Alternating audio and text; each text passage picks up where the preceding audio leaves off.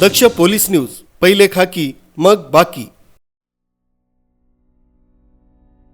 नाशिकवाडीतल्या प्रभाग क्रमांक 21 मध्ये सोमवार बाजारावर करण्यात आलेल्या अतिक्रमण कारवाईमुळे संतापाचं वातावरण निर्माण झालंय। आठवड्यातून अवघ्या 2 तास भरणाऱ्या या बाजारात आपला उदरनिर्वाह करणाऱ्या शेतकरी बांधवांवर ही कारवाई करण्यात आली होती। मात्र याच वेळी कायमस्वरूपी अतिक्रमणांकडे दुर्लक्ष होत असल्याचा आरोप नागरिकांकडून केला जातोय।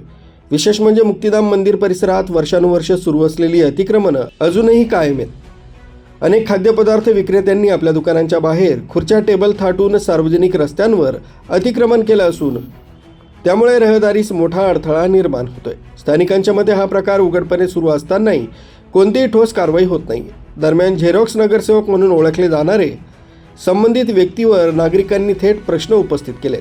आपल्या नगरसेवक पत्नीच्या माध्यमातून नाशिक महानगरपालिकेच्या महासभेत या गंभीर प्रश्नावर आवाज उठवला जाणार का?